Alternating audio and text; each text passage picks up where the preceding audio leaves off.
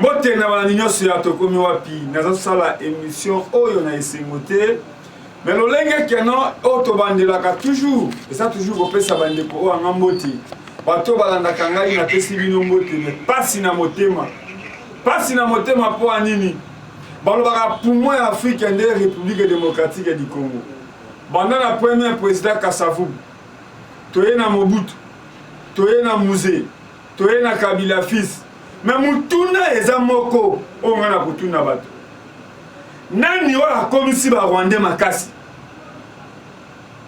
pona époque ya Mobutu Sese Seko azabanga kukuwendu toma lolenge ba soda zaïrois bakota tina Rwanda nani oyo amemi ba Rwandais na mboka na biso eza keso to mituna biso nyonso moto amemi ba Rwandais akotisi bango na Zaïre koya na mboka biso za mabete mais poni ba Rwandais baza ko ba Libanais te baza ko ba Chinois te baza ko ba Indo-Pakistano te soko koti na armée bilongi ya ba Rwandais yebani nani akomisa bango ba colonel nani akomisa bango ba chef d'état major nani akomisa bango ba généraux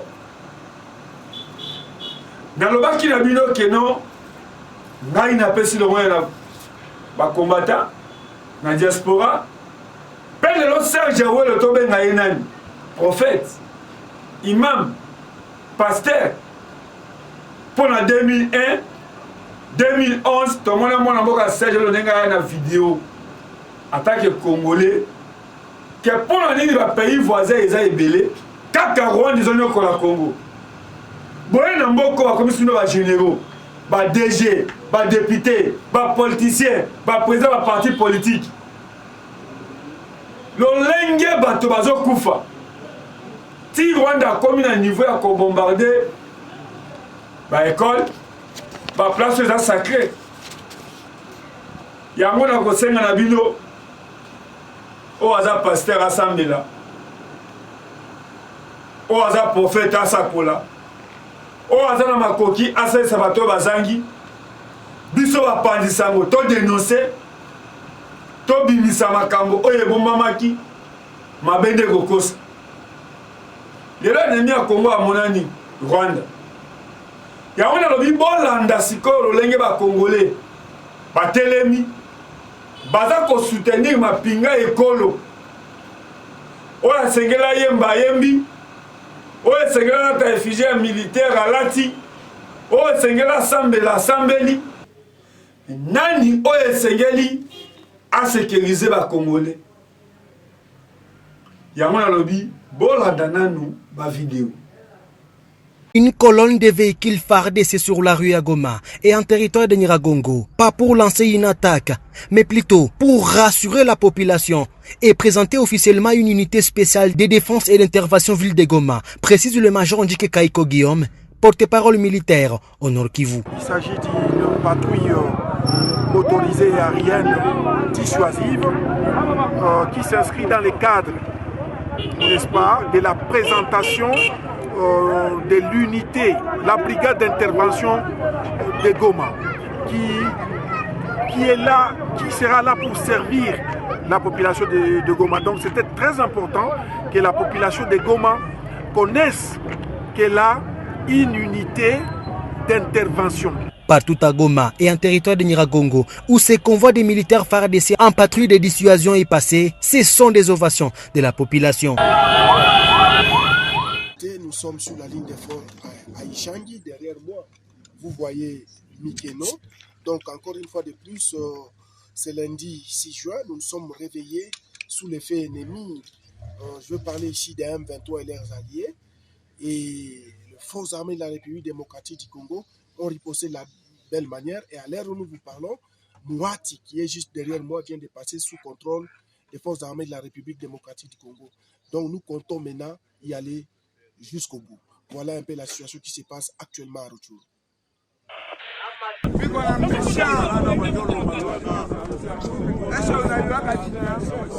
Rodakanda, le plus méchant, le plus venimeux.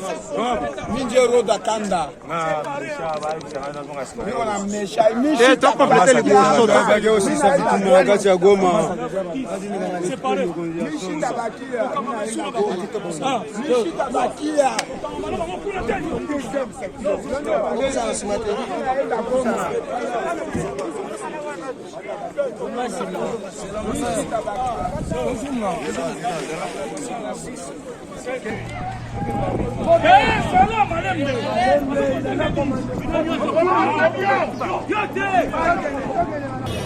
Hapa hivi tuko ku feu rouge, sikia hivi baisha funga njia biko atafuta barwande ngana magari wenyewe wanakamata banamuua.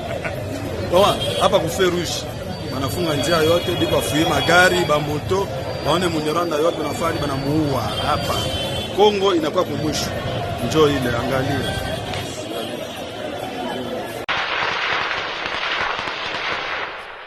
Les forces armées de la République démocratique du Congo s'activaient à mettre hors d'état de nuire l'ennemi M23 et ses alliés qui a tenté d'attaquer une de nos positions de Bigega.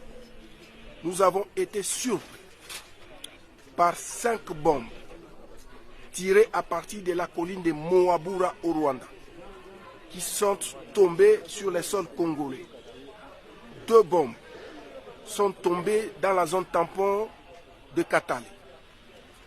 Une bombe est tombée à Biruma et une autre à Moussezero. Et comme dégâts, nous avons enregistré 2 enfants tués et 1 grièvement blessé, mais aussi une école qui a été totalement endommagée. Mais pour ce qui est de la situation qui a prévalu aujourd'hui, je vous annonce que les forces armées de la République démocratique du Congo viennent de mettre hors d'état de nuire. C'est un civique qui a tenté, n'est-ce pas, d'occuper une de nos positions à Bigega.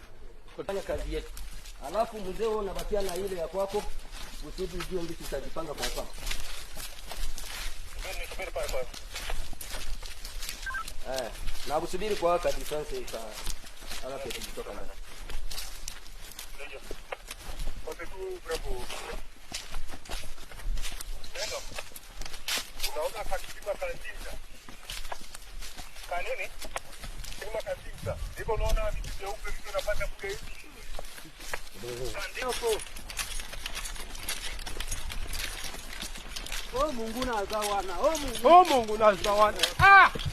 Mamulie mbata. Tutata kilimbango. Ekika yo bangi tokota.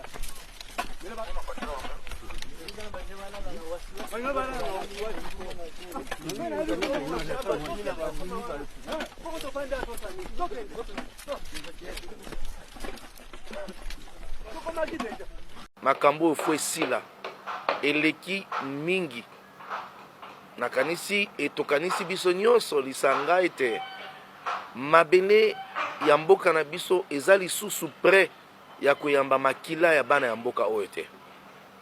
Bo nyonso bakokatisa mpona kokota na mboka na biso ezala bauti wapi mpona koya kosopa makila ya bana ya mboka oyo biso tozobondela Nzambe oyo atambolaka na biso oyo apesa na bakoko na biso mabele oyo Nzambe wana abundela biso biso ba oyo biso bakokufa te me oyo akokota oyo aye koluka nde kozongela ye akobima na kimia te akobima mobimba te Nzambe akolongisa biso Tolonga on acclame, on donne la force au FARDC, nos généraux, nos commandants, nos colonels. Nous vous aimons, nous vous soutenons. Et sachez une chose, nous finirons victorieux. Jésus-Christ est le Dieu de ce pays. Nous bénissons la nation congolaise.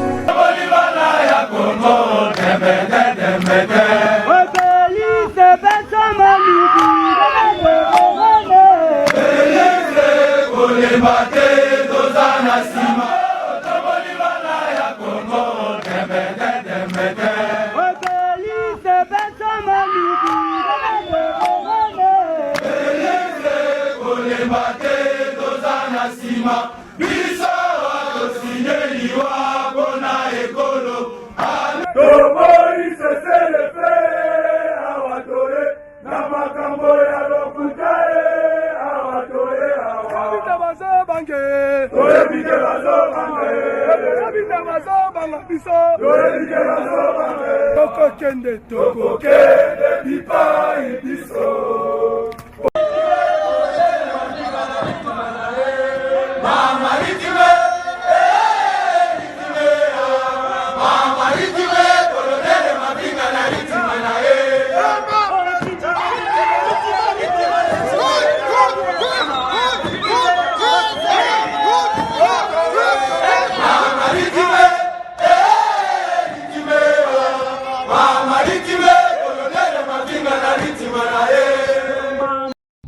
Bonsoir, bonsoir bana Nzambe. Tosepeli mingi. Nzambe asunga pasteur Marcelo na Kabunjo Alesa, ba pasteur ya nation. Bazoko bonde la pona ba soda. Oh, trop c'est trop. Trop c'est trop. Weka kamen, trop c'est trop. Musumba mielo bwa njingi ya quest. Njani ma for de se. Waton tulomvita. Rebeli yate chibana betu ma quest be. Kibora kate tu ma sayen to sumba tu mielo. Tulo kunto tu tonsanen. Trop c'est trop. Trop c'est trop kakame. We uronda we bubune ne bubunganda nshika. Ukabukotera kongo nukubachi. Na? Ngingwa vile ni mongle. I tune to you to shoot you. Merci. Et ça bien en mythe de télé matolo belamboka. Mais ça va mususo baza ko inflicter biso. Na Kinshasa awa. Bazo bénéficier soutien ba congolais comme mbongo ba congolais. Bazo sala o balingi et bazo trahir ata mokonzi ya mboka. Nde moment to senga mokonzi ya mboka. Atelema lokola président Ukraine. Tout le monde savait qu'il y a un président Ukraine à côté de la récité. Mais jusque-là, le président Ukraine a été tenu selon Ngaï et Sengelito Bandanan. Poto yeba, ba pays nini o ba ko soutenir le Congo, ba pays nini baza derrière le Rwanda. Parce qu'il y a un ennemi déjà à mon ami. Est-ce que le président Museveni a sa canabiso? Est-ce que le président Rwandais, est-ce qu'il a sa canabiso? Mais le lot quand même ennemi à Congo à mon ami. Il y a un ko senga, et ça bien que ça conseiller chef de l'État. Mais Moussa ni ozo la mboka na biso Congo. Moussa nini ozo la mboka na biso Congo. Nami to tomoni bato tout. Faire des solutions. John connexion ba polo kutu esilié. Oui, tokolata ba polo à faire des tokolata ba réfugiés militaires. Mais mon konzi mboka na minute oyo place aza banani batureye. Et c'est le président de la République a tellement netoyeba sur 26 provinces. République démocratique du Congo, banani baza derrière vision à chef de l'État. Monsieur ata mon konzi même na entourage nae bazo trahir. Aucune sanction. Tokozo résultat ni na o tout o toza koyoka o tout toza koyoka basola na biso baza déterminé mais infiltration za patria qui ça kaka na Congo salaire à général eyeba na raté mais général azotonga bandako kolikata gouvernement aussi ota ministère à défense azokende kofutela na hôtel Ata sambeli nzambe armée kozala makasi nengeni. Muto aza général, aza na bandako kolekata l'état congolais.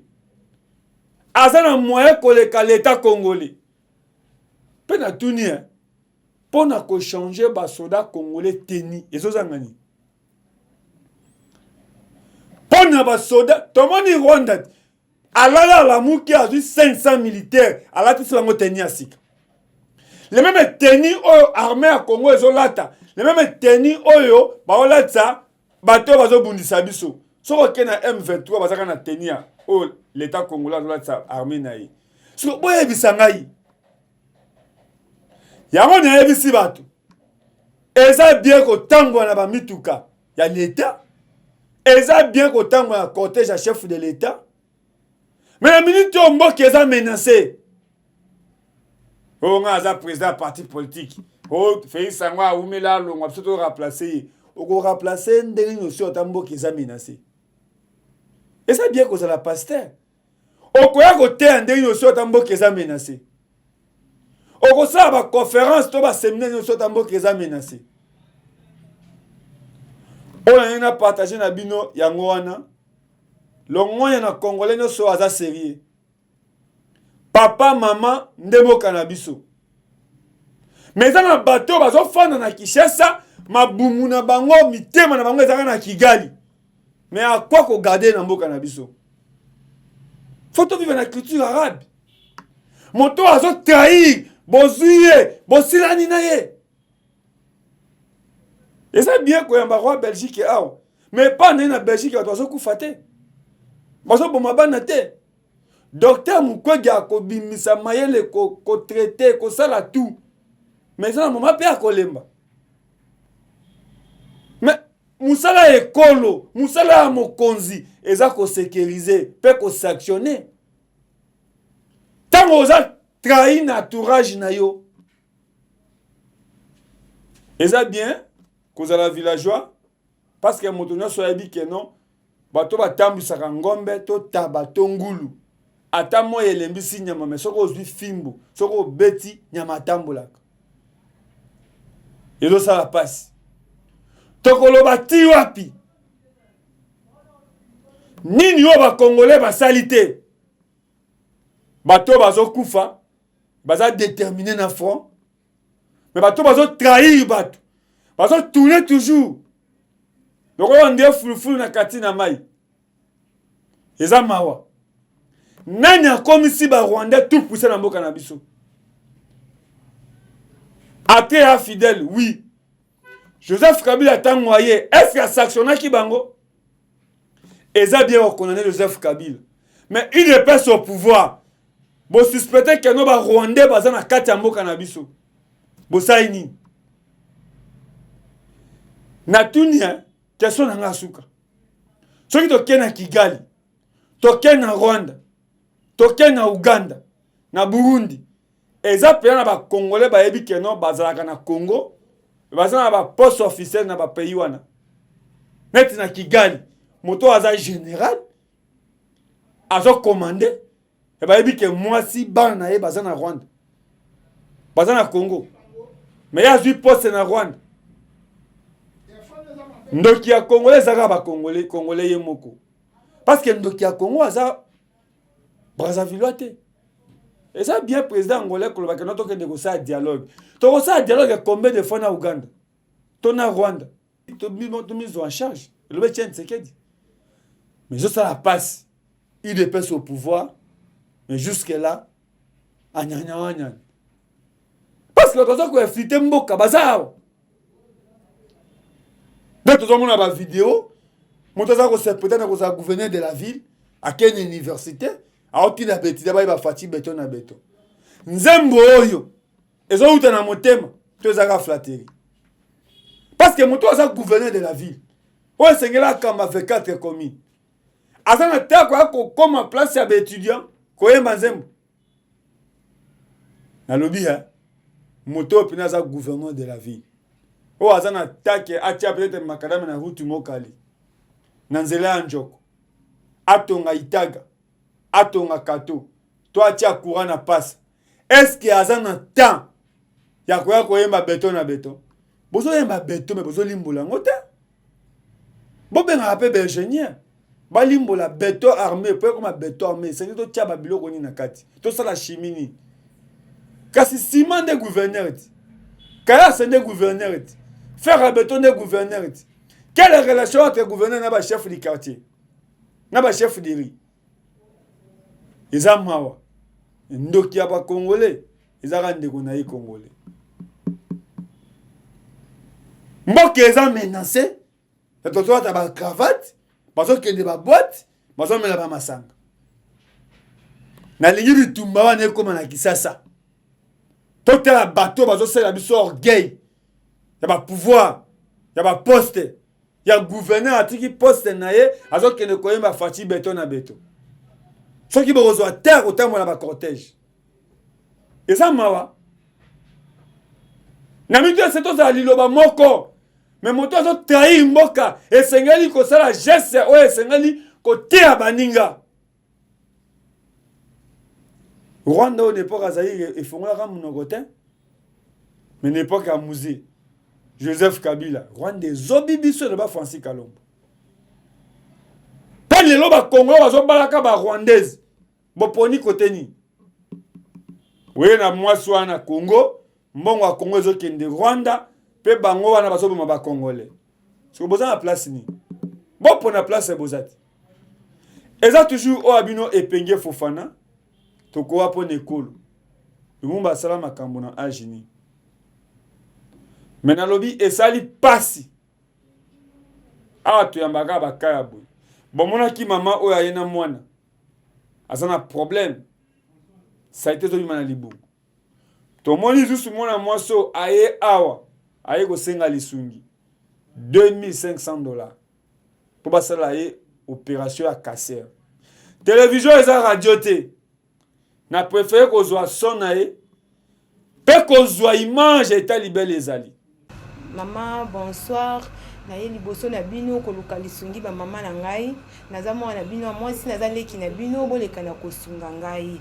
Maman Olive Lembe, maman Denise, bosunganga vraiment na ka o naza na mona libele na cancer naza na lisungi te papa azate mama te. Na famille te. Naza na bana na ngai na bikaka soki na oteka mwa biloka mikie me mbongo docteur azosenga kuna naza na yango te. Mama pardon bofungola mitema na bino bosunga ngai. A part ça ba mama na ngai batu mususu mitema mama ba pasteur mboka o ya minene.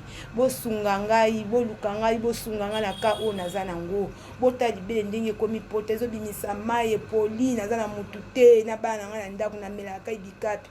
Mama Olive Lembe, mama Denise, mutema ya bino ezala polele nzamba simba mitema ya bino boluka nga bosunga ngai. Bosunga ngai vraiment bosunga nga mwana bino ya mwasi botika nga na condition oyo te. Mama bosunga nga na lelika bosunga nga makasi. Oya mutuya eza koyoka maloba na ye. Pe kotala paso azanango. Mutoto ya bi place ya libeza place très sensible. Numéro ni na téléphone pe yango wana. O alinga abenga ye. Mais botala passe. Mais mototo ya bi place oyo libele ezelo mo très sensible. Botala passe azanango.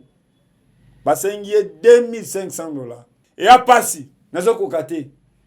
Et bato baza ba ministre, ba conseiller en république, ba gouverneur, ba osala théâtre. Surtout quand nani ndoki ya mboko oyo. Oza conseiller chef de l'État. Mozo sale lokote.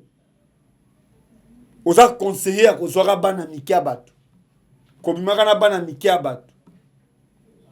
Eza normal te. Ndoki ya Congo. Ezaka congolais. Merci. Courage. Na Rémi Kakou, représentant à chef de l'État. Azaka Yemoko. Na Olukata deuxième et troisième azate. Mais Rémi Kakou, Azaka Yemoko, représentant à Mokonzamboka. Merci.